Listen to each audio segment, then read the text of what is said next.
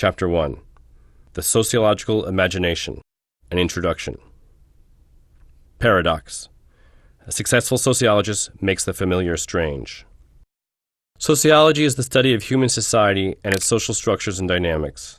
Or, as C. Wright Mills famously put it, sociology lies at the intersection of history and biography. Sociological thinking is about making the familiar strange. It requires a different way of seeing things, challenging conventional wisdom, and thinking critically about the social world around you. Its object of focus, in this regard, is what seems natural but in fact isn't. For example, we tend to think of a quote-unquote normal family as made up of a working dad, a mom, and kids. However, this quote traditional family was dominant only for a couple decades after World War II. Throughout history, families have come in all shapes and sizes. For instance, among the Na people in southern China, children are raised by their uncles rather than their fathers. Or take school. Why go to college? To educate yourself?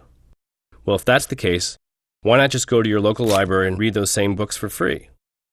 Or maybe you are in college to land a better job. People with college degrees tend to earn more money, are happier, and divorce less, right? But what about college dropouts like Mark Zuckerberg and Bill Gates, who, convinced of their ability, were able to achieve success in their own way? Just because college graduates tend to earn more doesn't mean that college caused that to be the case. It could be that people who go to college also tend to be advantaged in other ways, and that college doesn't really make a difference at all. What about race? Feels pretty natural, right? But is race real? Of course, race is a real social distinction, and people around the world make distinctions between us and them on the basis of race. In Central Africa, a jagged racial line was drawn between the Hutus and the Tutsis. Anyone with more than 10 cows or a long nose was considered Tutsi. Imagine that, race based on cows or noses.